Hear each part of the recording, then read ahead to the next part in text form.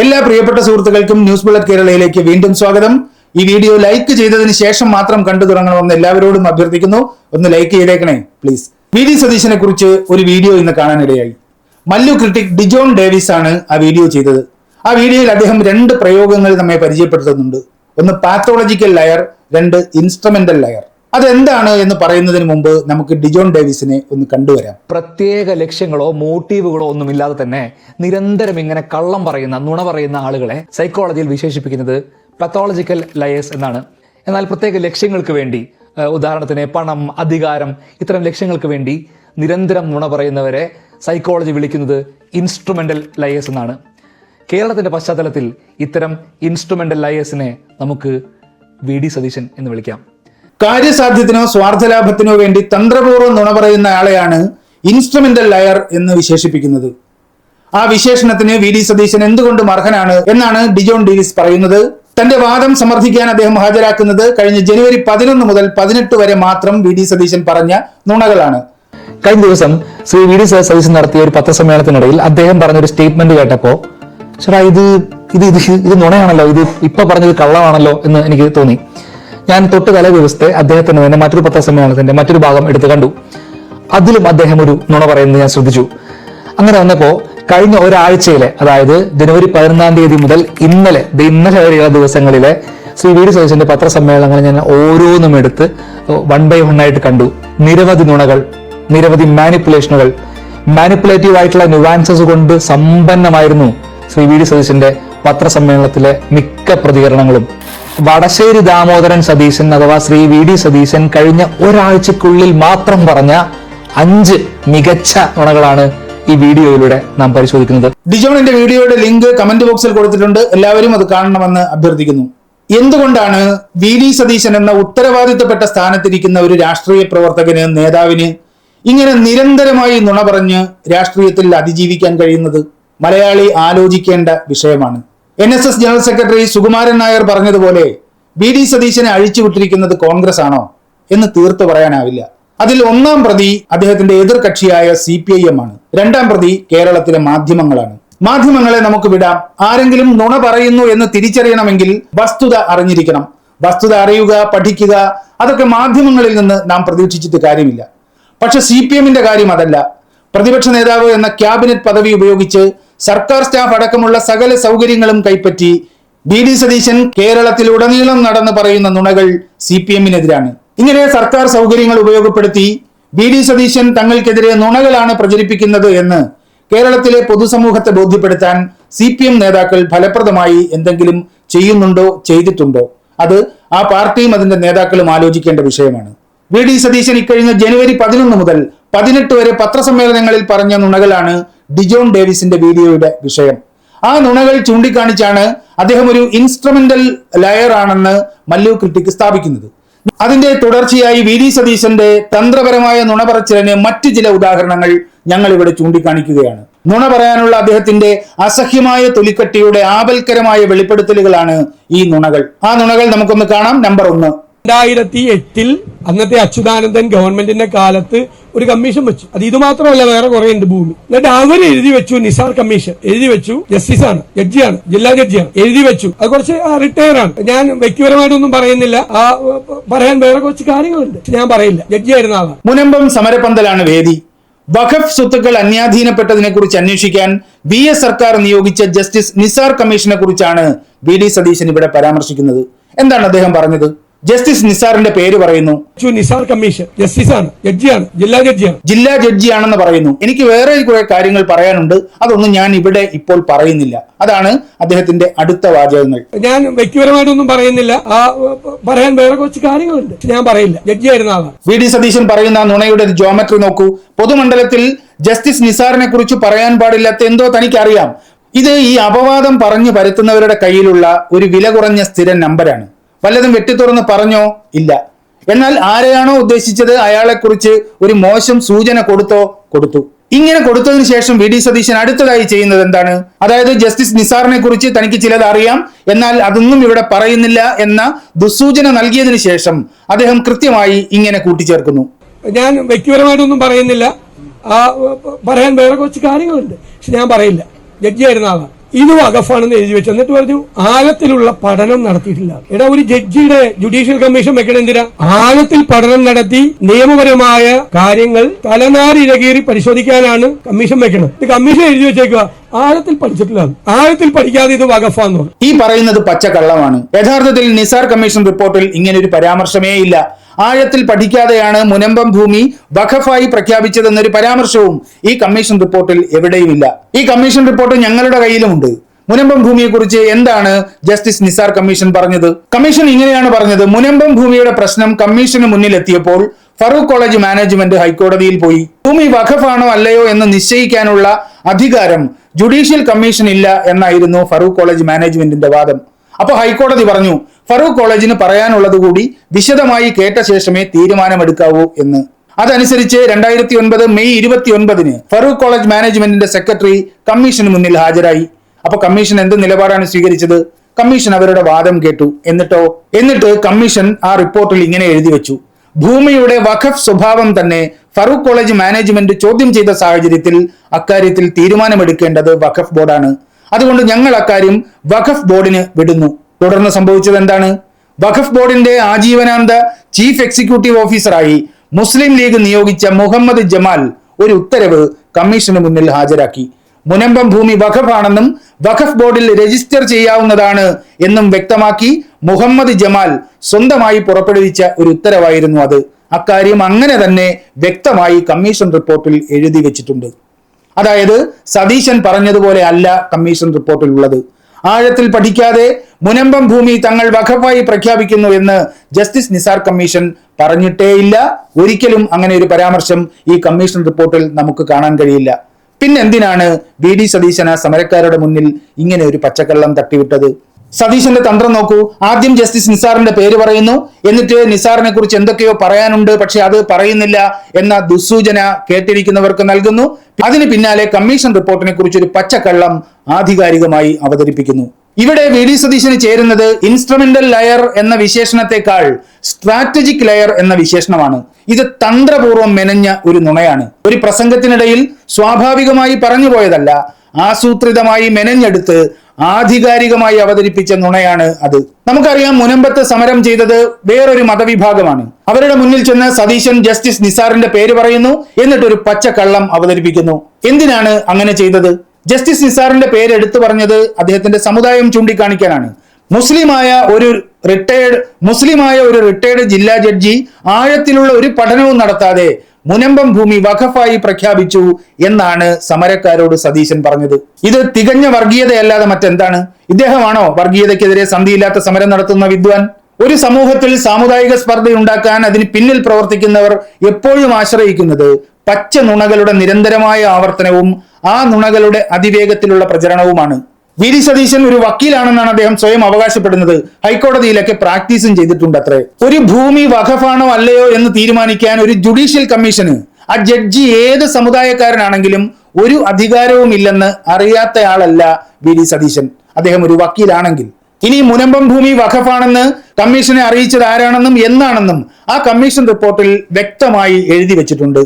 അത് മറച്ചുവെച്ച് ജസ്റ്റിസ് നിസാറിന്റെ പേരെടുത്തു പറഞ്ഞ് ദുസ്സൂചന കലർന്നൊരു പരാമർശവും നടത്തി സമരക്കാരുടെ ഉള്ളിൽ സാമുദായിക സ്പർദ്ധയുടെ ഒരു തീപ്പൊരി എറിഞ്ഞു കൊടുക്കുകയാണ് അന്ന് സതീശൻ ചെയ്തത്. ഇദ്ദേഹം അപകടകാരിയായ ഒരു രാഷ്ട്രീയ നേതാവാണ് എന്നതിൽ ഒരു സംശയവുമില്ല.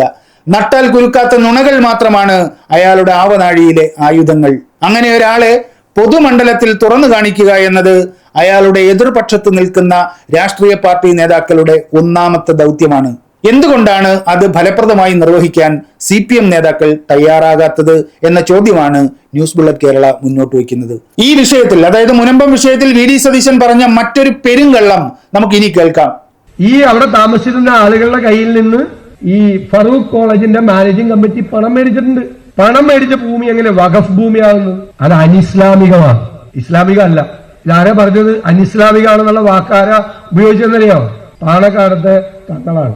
2 തങ്ങന്മാർ UDFന്റെ കാലത്ത് വഖഫ് ബോർഡിന്റെ ചെയർമാൻമാരുണ്ടായിരുന്നു. പാണക്കാടത്തെ ഉമറലി തങ്ങള്, പാണക്കാടത്തെ റഷീദ് അലി തങ്ങള്. ഇത് വഖഫ് പ്രോപ്പർട്ടി ആണ് എന്ന് വഖഫിന്റെ ചെയർമാൻമാരായിരുന്ന പാണക്കാട് ഉമറലി തങ്ങളും പാണക്കാട് റഷീദ് അലി തങ്ങളും പറഞ്ഞിട്ടില്ല. അവരിപ്പോഴും പറയുന്നത് ഇത് വഖഫാണെന്ന് പറയുന്നത് ഈ കാശും മേടിച്ച് ഇത് ഈ വഖഫ് നിയമത്തിന് വിരുദ്ധമായി ചെയ്ത കാര്യം വഖഫാണെന്ന് പറയുന്നത് ഇസ്ലാമിന് യോജിച്ചല്ല എന്നാണ് അവരുടെ നിലപാട്. അത് തന്നെയാണ് മുസ്ലിം ലീഗിന്റെ നേതാവ് PK കുഞ്ഞാലിക്കുട്ടിയുടെ നിലപാട്. പണം വാങ്ങി വിറ്റ ഭൂമി വഖഫാണെന്ന് അവകാശപ്പെടുന്നത് അനിസ്ലാമികമാണെന്ന് പാണക്കാട് തങ്ങന്മാർ തന്നോട് പറഞ്ഞത്രേ. എന്തൊരു നുണ! കല്ല് വെച്ച നുണ എന്ന വിശേഷണമൊന്നും ഈ നുണയ്ക്ക് ചേരില്ല. അതുക്കും മേലെ ഒരു പ്രയോഗം ഇനിയും കണ്ടുപിടിക്കേണ്ടിയിരിക്കുന്നു. മുനമ്പത്ത് നടന്ന ഒരു UDF യോഗത്തിലാണ് സതീശൻ ഈ നുണ തട്ടിവിട്ടത്. മുനമ്പം ഭൂമി വഖഫാണെന്ന് അവകാശപ്പെടുന്നത് അനിസ്ലാമികമാണെന്ന അഭിപ്രായം പാണക്കാട് തങ്ങന്മാർക്കുണ്ടെങ്കിൽ അവരാണ് അക്കാര്യം പരസ്യമായി പറയേണ്ടത്, അല്ലെ? സതീശന്റെ ചെവിയിലാണോ തങ്ങന്മാർ അത് പറയേണ്ടത്? യഥാർത്ഥത്തിൽ പാണക്കാട് തങ്ങന്മാർക്ക് അങ്ങനെ ഒരു അഭിപ്രായം ഉണ്ടോ? ഇക്കാര്യത്തിൽ ET മുഹമ്മദ് ബഷീർ നടത്തിയ ഒരു പരസ്യമായ അഭിപ്രായ പ്രകടനം നമുക്കൊന്ന് കാണാം. ചില ആളുകൾ പറഞ്ഞു വരുന്നുണ്ട് ഇത് വഖഫ് ഭൂമി അല്ല. അതിനെപ്പറ്റി ആദ്യമായിട്ട് ഞാൻ പ്രതികരിക്കുകയാണ്. ഇത് വഖഫ് ഭൂമി തന്നെയാണ്. അത് വഖഫ് ഭൂമി അല്ല എന്നുള്ള വാദം തെറ്റാണ്. മുസ്ലിം ലീഗ് ഒരു ഘട്ടത്തിലും ഇത് വഖഫ് സ്വത്തല്ല എന്ന് പറഞ്ഞിട്ടേയില്ല. കേരള അസംബ്ലിയിൽ മുസ്ലിം ലീഗിന്റെ പ്രതിനിധി KP മജീദ് സമയമെടുത്ത് ഇതിൽ വഖഫ് ഭൂമി തന്നെയാണ് എന്ന് കൃത്യമായി രേഖകൾ മുഖേന തെളിയിക്കുന്ന വിധത്തിൽ കേരള അസംബ്ലിയിൽ സംസാരിച്ചിട്ടുള്ളതാണ്. ബഹുമാനപ്പെട്ട ശിഹാബ് തങ്ങൾ ഒരു ഘട്ടത്തിൽ പോലും ഇത് വഖഫ് സ്വത്തല്ല എന്ന് പറഞ്ഞിട്ടില്ല. ഇത് വഖഫ് പ്രോപ്പർട്ടി ആണ് എന്ന് വഖഫിന്റെ ചെയർമാൻമാരായിരുന്ന പാണക്കാട് ഉമർ അലി തങ്ങളും പാണക്കാട് റഷീദ് അലി തങ്ങളും പറഞ്ഞിട്ടില്ല. അവരിപ്പോഴും പറയുന്നത് ഇത് വഖഫാണെന്ന് പറയുന്നത് ഈ കാശും മേടിച്ച് ഇത് ഈ വഖഫ് നിയമത്തിന് വിരുദ്ധമായി ചെയ്ത കാര്യം വഖഫാണെന്ന് പറയുന്നത് ഇസ്ലാമിന് യോജിച്ചല്ല എന്നാണ് അവരുടെ നിലപാട്. ബഹുമാനപ്പെട്ട ശിഹാബ് തങ്ങൾ ഒരു ഘട്ടത്തിൽ പോലും ഇത് വഖഫ് സ്വത്തല്ല എന്ന് പറഞ്ഞിട്ടില്ല. ETയുടെ നിലപാട് വ്യക്തമാണ്. മുനമ്പം ഭൂമി വഖഫല്ല എന്ന അഭിപ്രായം ലീഗിനില്ല. ഭൂമി വഖഫാണെന്ന് വസ്തുതകൾ നിരത്തി KPA മജീദ് നിയമസഭയിൽ പ്രസംഗിച്ചിട്ടുണ്ട്. ആ ഭൂമി വഖഫല്ല എന്ന നിലപാട് പാണക്കാട് തങ്ങൾ ഒരു കാലത്തും എടുത്തിട്ടില്ല. അപ്പൊ VD സതീശൻ പറഞ്ഞത് പച്ച പെരുങ്കള്ളമാണെന്ന് ET മുഹമ്മദ് ബഷീറിന്റെ ഈ വാക്കുകളിൽ നിന്ന് വ്യക്തം. പാണക്കാട് തങ്ങളുടെ പേരിൽ ഇമാതിരി ഒരു കള്ളസത്യം മെനഞ്ഞ VD സതീശൻ പ്രതിപക്ഷ നേതൃസ്ഥാനം രാജിവെക്കണം എന്നൊരാവശ്യം അന്നേ ഉയരേണ്ടതായിരുന്നില്ലേ? ഇനി അടുത്ത പച്ചക്കള്ളം നോക്കൂ. 2001 പിണറായി സർക്കാരിന്റെ കാലത്ത് 2019 TK ഹംസ ചെയർമാനായ വഖഫ് ബോർഡാണ് ആദ്യമായി ഇത് വഖഫിന്റെ പ്രോപ്പർട്ടിയാണ് നിങ്ങളുടേതല്ല എന്ന് പറയുന്നത്. മനസ്സിലായോ? TK ഹംസ വാശി പിടിച്ചിട്ടാണത്രേ മുനമ്പം ഭൂമി വഖഫാക്കി മാറ്റിയത്. നോക്കൂ, ഒരു യോഗത്തിൽ VD സതീശൻ ജസ്റ്റിസ് നിസാറിനെ വില്ലൻ സ്ഥാനത്ത് പ്രതിഷ്ഠിക്കുന്നു. വേറൊരു യോഗത്തിൽ വില്ലൻ സ്ഥാനത്ത് TK ഹംസയെ പ്രതിഷ്ഠിക്കുന്നു. സത്യത്തിൽ ആരാണ് മുനമ്പം ഭൂമി വഖഫാക്കിയത്? പാണക്കാട് റഷീദ് അലി തങ്ങൾ ചെയർമാനായ വഖഫ് ബോർഡ്. ആ ബോർഡിലെ അംഗങ്ങൾ ആരൊക്കെയായിരുന്നു? മുസ്ലിം ലീഗിന്റെ നേതാക്കളായ MC Mayin Haji, PV Zainuddin, advocate Sharafuddin, പിന്നെ UDFന്റെ പ്രതിനിധികളായി ഫാത്തിമ റോസ്നയും A സാജിദയും. ഇവരുൾപ്പെട്ട വഖഫ് ബോർഡ് 2019 മെയ് 20 മുനമ്പത്തേത് വഖഫ് ഭൂമിയാണ് എന്ന ഉത്തരവ് പുറപ്പെടുവിച്ചത്.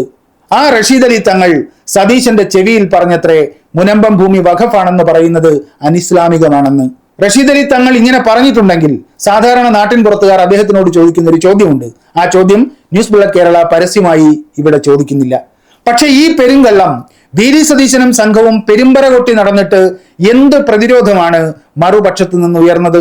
രേഖകളും വസ്തുതകളും ചരിത്രവും എല്ലാം അനുകൂലമായിരുന്നിട്ടും ഈ സംഘത്തെ തുറന്നു കാണിക്കാൻ നുണ പറയുക മാത്രമാണ് ഈ കൂട്ടരുടെ രാഷ്ട്രീയ പ്രവർത്തനമെന്ന് ജനങ്ങളെ ബോധ്യപ്പെടുത്താൻ എന്തുകൊണ്ടാണ് മറുപക്ഷത്തിന് കഴിയാതെ പോകുന്നത്?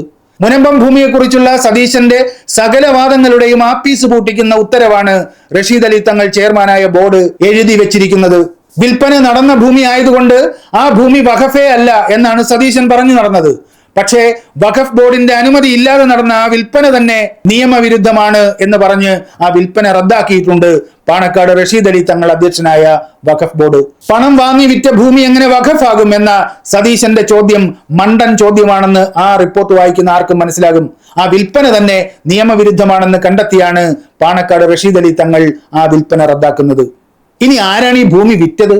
എറണാകുളത്തെ കോൺഗ്രസ് നേതാവായിരുന്ന പരേതനായ അഡ്വക്കേറ്റ് MV പോൾ 1998 കാലത്താണ് അദ്ദേഹം റിസീവർ ആയിരിക്കെ മുനമ്പം ഭൂമി വിൽക്കുന്നത്. അന്ന് ആരായിരുന്നു വഖഫ് ബോർഡിന്റെ ചെയർമാൻ? പാണക്കാട് ഉമ്മർ അലി തങ്ങൾ, അതായത് പാണക്കാട് റഷീദ് അലി തങ്ങളുടെ പിതാവ്.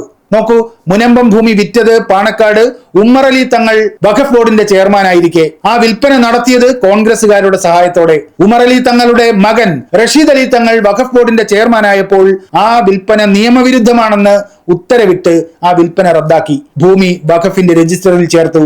കയ്യേറിയവരെ ഇറക്കി വിടാൻ നോട്ടീസ് കൊടുക്കണമെന്നും ആ ഉത്തരവിൽ എഴുതി വെച്ചു. എന്നിട്ടാണ് ഒരു ഉളുപ്പുമില്ലാതെ ജസ്റ്റിസ് നിസാറും ടി.കെ. ഹംസയുമാണ് ഈ പ്രശ്നങ്ങൾ അത്രയും ഉണ്ടാക്കിയതെന്ന് സതീശനും സംഘവും മൈക്ക് വെച്ച് പ്രചരിപ്പിച്ചത്. 2008 അന്നത്തെ അച്യുതാനന്ദൻ ഗവൺമെന്റിന്റെ കാലത്ത് ഒരു കമ്മീഷൻ വെച്ചു. എന്നിട്ട് അവർ എഴുതി വെച്ചു നിസാർ കമ്മീഷൻ. 2001 പിണറായി സർക്കാരിന്റെ കാലത്ത് 2019 ടി.കെ. ഹംസ ചെയർമാനായ വഖഫ് ബോർഡാണ് ആദ്യമായി ഇത് വഖഫിന്റെ പ്രോപ്പർട്ടിയാണ് നിങ്ങളുടേതല്ല എന്ന് പറയുന്നത്. ഒരു യോഗത്തിൽ വി.ഡി. സതീശൻ ജസ്റ്റിസ് നിസാറിനെ വില്ലൻ സ്ഥാനത്ത് പ്രതിഷ്ഠിക്കുന്നു. വേറൊരു യോഗത്തിൽ വില്ലൻ സ്ഥാനത്ത് ടി.കെ. ഹംസയെ പ്രതിഷ്ഠിക്കുന്നു. സത്യത്തിൽ ആരാണ് മുനമ്പം ഭൂമി വഖഫ് ആക്കിയത്? പാണക്കാട് റഷീദ് അലി തങ്ങൾ ചെയർമാനായ വഖഫ് ബോർഡ്. ഇവിടെ എടുത്തു പറയേണ്ട ഒരു കാര്യം കൂടിയുണ്ട്.